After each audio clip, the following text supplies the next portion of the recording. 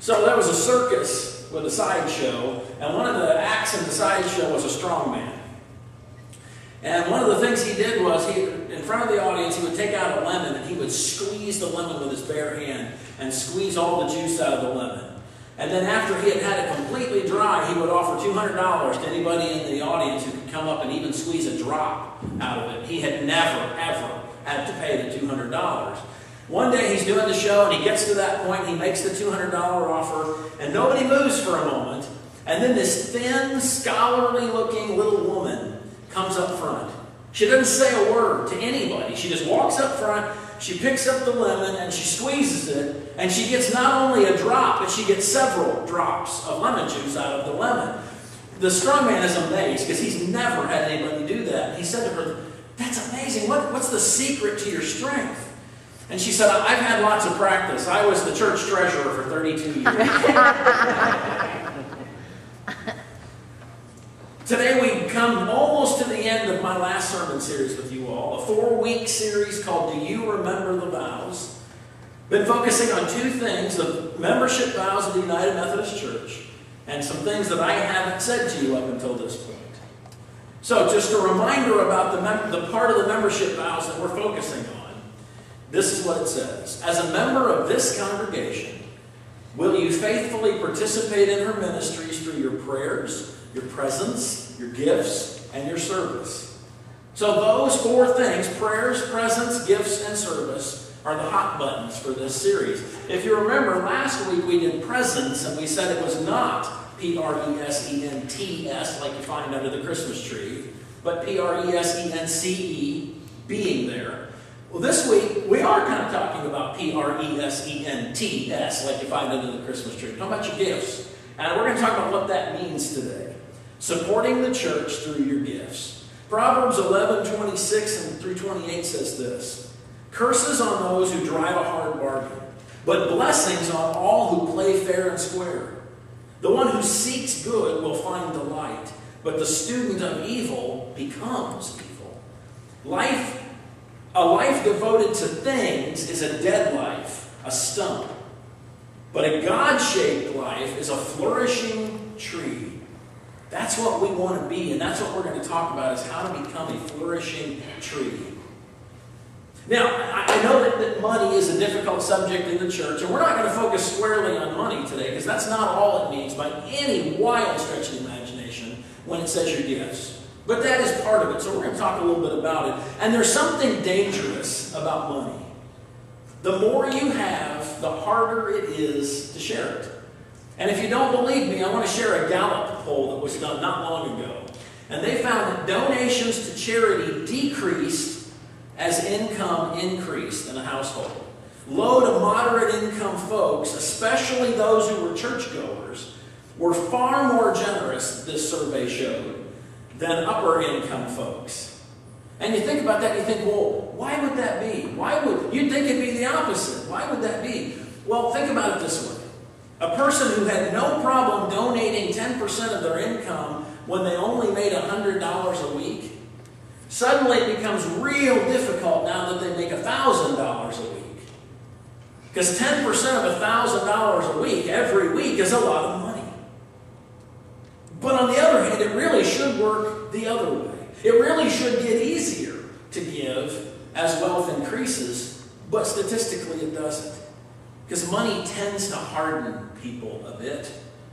I read a quote from a multimillionaire. He was asked if he wanted to donate to his favorite charity, and his response was, "I'm my favorite charity." And I think that often is the mindset. Now, I'm not going to be a hypocrite about this. I like having money. I don't have nearly as much as I would like to have, but I like having money. It's a whole lot better than the alternative. Absolutely it is. Because there are things only money can buy.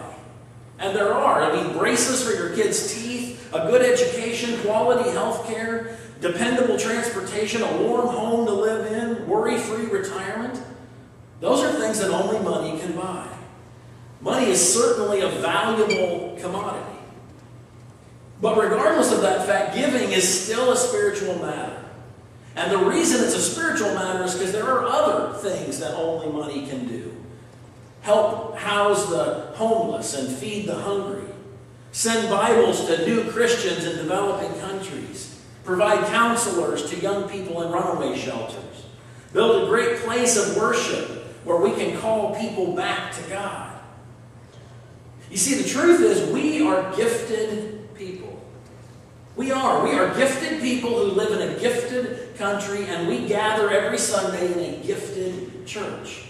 Regardless of our weaknesses, regardless of our perceived lack of talents, we are gifted by any reasonable definition of that word. We don't have to struggle daily just to find enough food to get us until tomorrow. We really do enjoy privileged circumstances. We have options and we have choices before us. We can build each other up by drawing on our individual talents. But sadly, we also have the ability to tear each other apart by not honoring other people's talents. The truth is, it's not easy to get truly gifted people to work together for the common good. That's a hard thing to do, to get truly gifted people to work together. And if you don't believe me, look no further than the Beatles. They are arguably the most influential band of the last 50 years, and yet they couldn't stand to be in the same room together. They imploded long before they should have. You see, the more options we have, the less willing we seem to be to depend on others for the necessities of life. And it seems to me that there are an awful lot of people, when they're asked about what it means to make a commitment, this seems to be their mantra. I'm keeping my options open. That seems to be the mantra of this society when we're asked to make a commitment. But the truth behind that response is that many people are allergic to commitment. They're allergic to commitment. It's virtually impossible to build anything substantial without commitment, and yet a lot of people are allergic to it. Anything that's worthwhile requires some kind of commitment. And so at some point, we simply have to stop sticking our toe in the water to check the temperature, and we have to just take the plunge and jump in and make that commitment. Now, don't get me wrong. People make commitments all the time to all sorts of things. All you have to do is look at your calendar to know that that's true. Because if you look at your calendar, you'll see what it is that you commit to. The truth is that the things that we hold in highest priority, the things that are on our calendars, those are for us. You ready for some harsh reality? Those are our gods. The things that are on our calendars and our priorities in our lives, those are our gods, lowercase g. Now that may be hard to hear, but it's the truth. Things that you commit the best of your time to, things that you commit the best of yourself to, those are the things that you worship. It just is. Commitment takes time. And commitment to God also takes maturity. Because it takes a mature person to recognize that using their gifts to further God's mission through the church is life-changing. And it's not just life-changing for the person who uses their gifts, it's life-changing for all the people that they touch. Matthew chapter 5 says this, "Let me tell you why you're here." This is Jesus speaking. Let me tell you why you're here. You're here to be salt seasoning that brings out the God flavors of this earth. And if you lose your saltiness, how will people taste the godliness? You've lost your usefulness and it will end up in the garbage. Here's another way to put it, Jesus says. You're here to be light, bringing out the God colors in the world. God's not a secret to be kept. We're going public with this, as public as a city on a hill. And if I make you light bearers, you don't think I'm going to hide you under a bucket, do you? I'm putting you on a light stand. And now that I put you there on a hilltop, on a light stand, shine. Be generous with your lives. By opening them up to others, you'll prompt people to open up with God, this generous Father in heaven. Everybody in the church knew that the church roof leaked, but nobody wanted to do anything about it, so they just kept putting off replacing the roof. And finally, the sanctuary ceiling started to sag and buckle in places, and so they couldn't put it off anymore. And so they had a congregational meeting, and they explained what was going on, and in the middle of the meeting, a very wealthy member of the congregation rose and pledged $300 to the new roof. And at that moment, a small piece of the buckling ceiling fell and hit him in the head. And immediately somebody in the back of the church said, "Hit him again, Lord." You see, we're called together. We're called to pull together, to consistently use our gifts to the glory of God. We need to offer our best gifts, our best talents to the church and to God. So what are your gifts? Again, I mentioned that gifts is certainly money, but it's way more than that. What are your gifts? I find when I ask people that, their immediate reaction is, "I don't have any. I don't have any." And to that, I quote that great theologian Sherman Potter from MASH, horse hockey. You do have talents. You do have gifts. When we think of gifts that we can use for the glory of God, we tend to think of the public ones we see. Speaking in public, singing, playing a musical instrument, things like that. That's what we tend to think of when people say gifts that we use for God. And we go, "Well, I can't do that, so I must not have any." Those are gifts from God, to be sure, but they are far from all the gifts that God gives us. Maybe you're good with numbers. Maybe you have really strong management skills. Maybe you plan things well. Maybe you're a good cook. Maybe you know how to knit and crochet, which would put you light years ahead of me. Maybe you're a good listener. Maybe you have a passion for cleaning. Maybe you know how to fix things. Maybe you're good with your hands, or you like to mow, you like to garden, you like to write. The list goes on and on and on. God can use the gifts that you have. After all, He gave them to you to use for His glory. People say to me, "Well, okay, maybe I have gifts, but I don't know what they are." Again, Sherman Potter, horse hockey. We all know what we're good at. I'm convinced of that we all know things that we're good at. We're just afraid to actually claim them. Because if we actually claim them, we have to do something about it. But serving God isn't about holding back. Serving God isn't about giving just a part of who you are. Serving God is about giving all that you are and all that you have. We have to do that, and we have to do that in connection with each other. See, the church needs to be more than just a collection of individual gifts and talents. The church needs to be individual gifts and talents that all come together as it is to do its work. So how do we identify our gifts? Well, a great place to start is to look at what you focus on. We're going to look at three things that we focus on that help us identify our gifts. One thing we focus on is what we talk about gives us away. What we talk about reveals what's important to us and where our gifts lie. If we're bitter and doubtful and frustrated and jealous, it comes out in what you say, regardless of whether you think it does. We talk about all sorts of things that we shouldn't talk about. Our speech gives us away. I mean, we all talk, but for Christians, there should be a difference in what we talk about. I think most Americans absolutely saturate their conversations with small talk.